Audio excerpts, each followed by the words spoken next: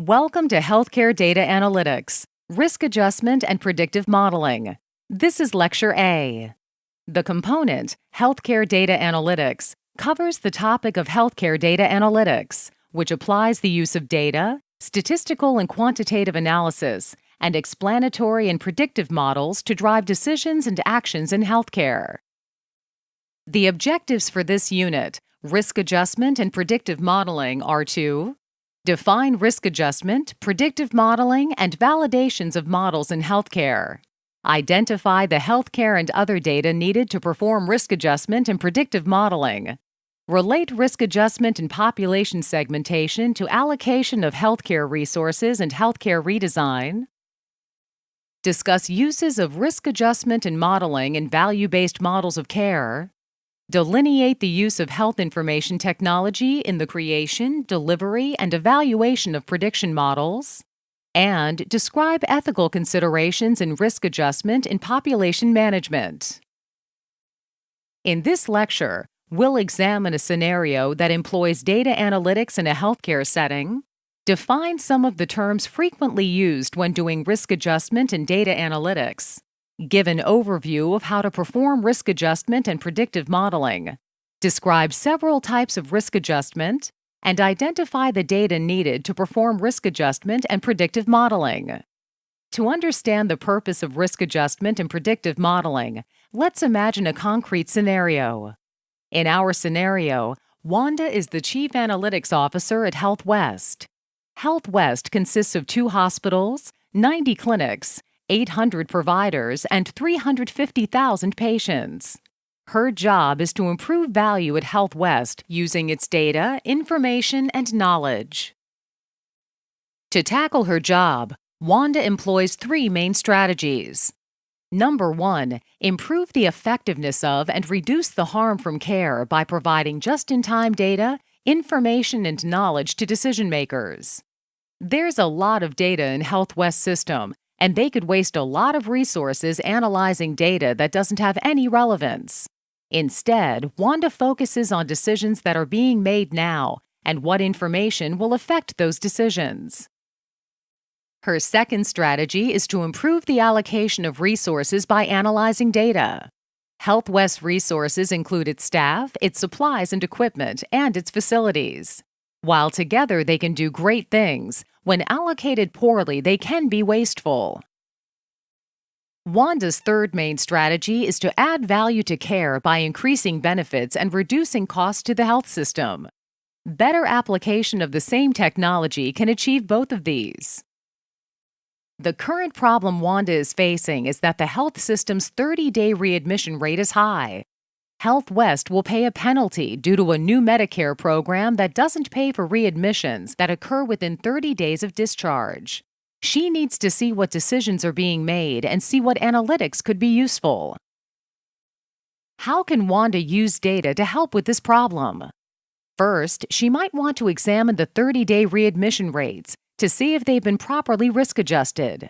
While their rates are high, it may be due to predictable factors. Next, she could generate a predictive model to identify patients who are at risk for readmission. She knows that the health system has an in-home monitoring program that could be deployed, but because there are so few patients who would really need it and be responsive to it, deploying it unnecessarily is wasteful. Instead, she'd like to use the program only for those who are at risk. So far, we've highlighted the 2 main terms of the lecture: risk adjustment and predictive modeling. Let's pause to define them more clearly.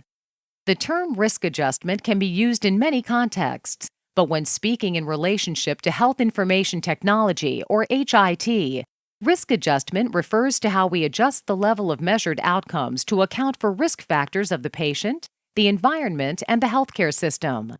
Historically, this calculation was performed by actuaries concerned with understanding the expected cost of a person or group of persons based on measurable factors. Currently, as health systems become responsible for the costs of patients they see, risk adjustment is being used to facilitate alternative payment models and risk stratification. Alternative payment models refer to when you pay a provider based on something other than just the count of services performed.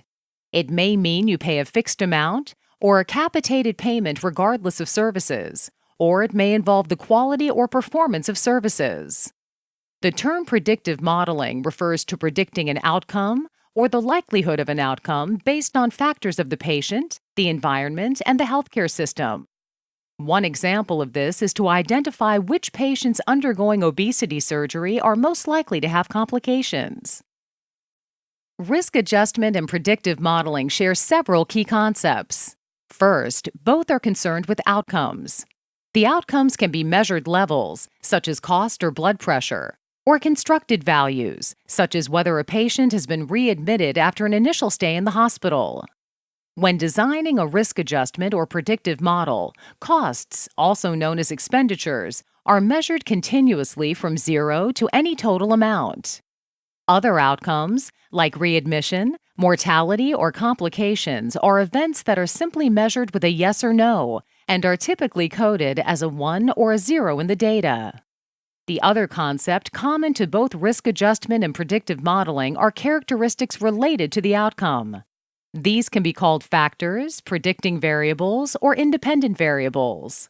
Some common examples in healthcare include age, sex, and marital status. Additionally, diagnoses such as heart disease and diabetes represent a rich array of information about a person.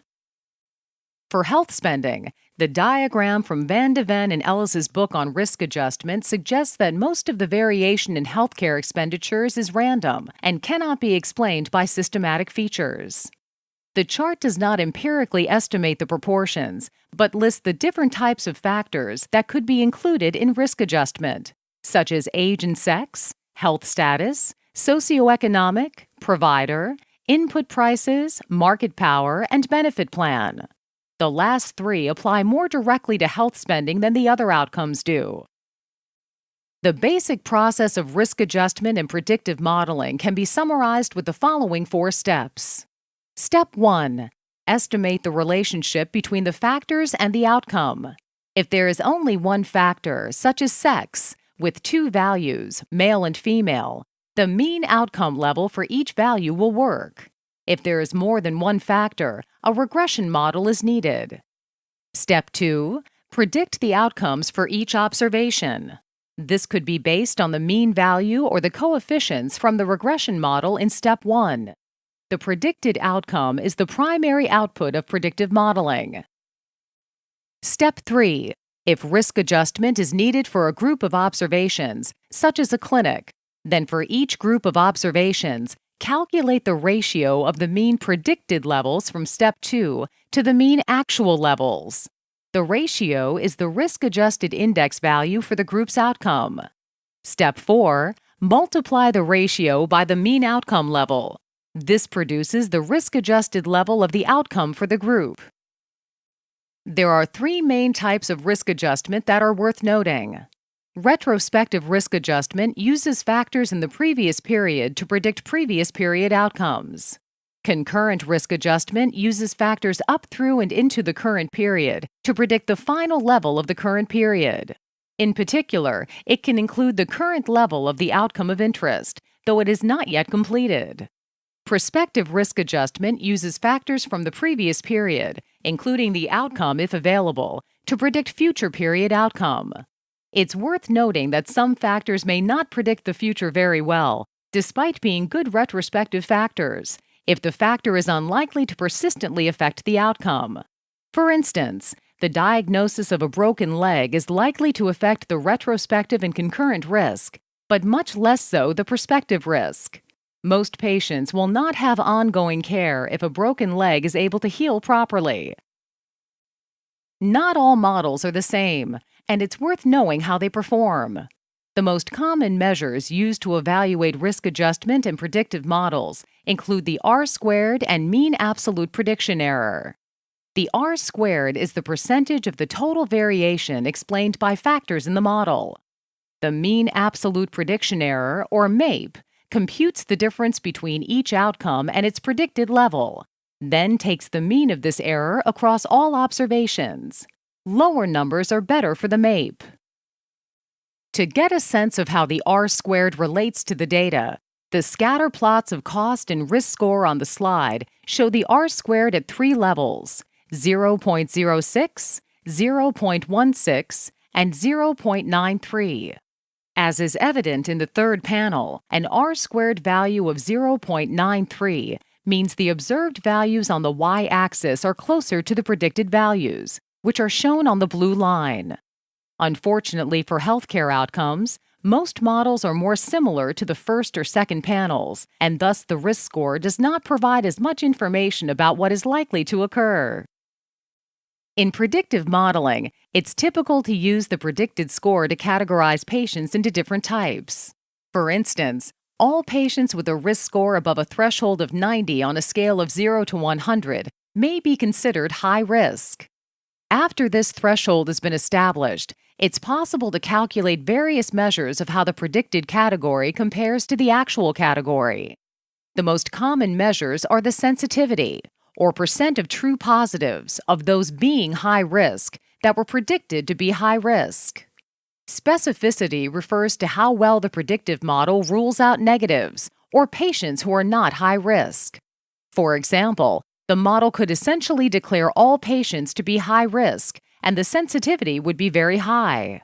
Though to be useful, it also needs to rule out some patients. Thus, specificity is calculated as the percentage of true negatives that were predicted as negative. One additional term that's worth knowing about for risk adjustment models is the C-statistic. This takes a little explaining, which is why you don't see the word C-statistic on the slide yet. As mentioned on the previous slide, when the predicted values are classified, a threshold is used. Since the performance statistics will be different based on that threshold, it's common to calculate a statistic which captures the accuracy, both sensitivity and specificity equally across all possible thresholds. This is displayed as the receiver operating characteristic, or ROC curve. It's the area under the curve that's known as the C-statistic. Ranging between 0 and 100%, values above 50 indicate the model is performing better than randomly picking observations to exceed the threshold. Factors and outcomes for estimating or predicting models can be gathered from many sources. Claims data are the records between providers and payers of services performed. These data typically include the diagnosis and basic demographic information, such as age and sex. Enrollment data can provide additional demographic information that's not included in the claim record. Importantly, these data will include factors for individuals who have not had claims submitted on their behalf. Finally, many organizations have electronic health records which can include detailed clinician notes, lab values, and other measurements not included in claims or enrollment data. As indicated previously, the adjustment and predictive models need to be estimated, and for more accuracy, those estimates should be based on a large population. Because organizations may not have access to the data needed to estimate the models, or they may lack the expertise necessary to estimate the models, they frequently acquire existing models from vendors. The vendors sell software systems which have the coefficients embedded, sometimes even hidden in the software, and then apply them to characteristics of the records at the organization. The organization is then able to obtain scores for each record to use for risk adjustment or predictive modeling.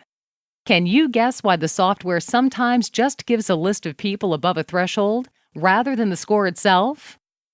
If the score was provided, the organization may be able to test different values and figure out the coefficient for each factor, and no longer need to purchase the product.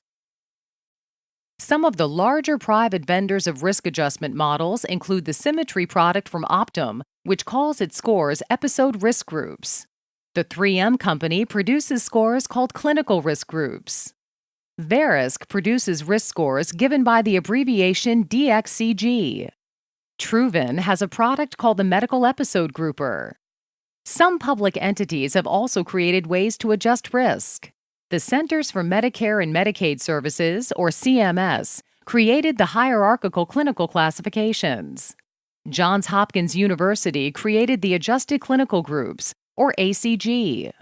The University of San Diego has maintained the Chronic Disability Payment System, or CDPS, which is targeted at the Medicaid population. There are many other risk adjustment models for sale and use. So, which product is best? A 2007 study by Winkelmann and Mahmood for the Society of Actuaries compared various risk adjustment models using the performance statistics we discussed, R-squared and mean absolute prediction error. While many versions of the comparison were conducted, it's worth noting that the highest performing risk score, Verisk DXCG, using only diagnosis information and age and sex, had an R-squared value of 20.6 and 26.5 when previous cost information is included. The CDPS model was the lowest, with an R-squared of 14.9. The mean absolute prediction error is presented as a percent of the prediction itself, so the errors often are nearly as large as the prediction itself. Lower MAPEs are better and generally follow the R-squared. Returning to Wanda's problem of adjusting her 30-day readmission rate for risk and trying to predict patients at risk of readmission, we're left with two general options. She could purchase a product from a vendor or construct her own.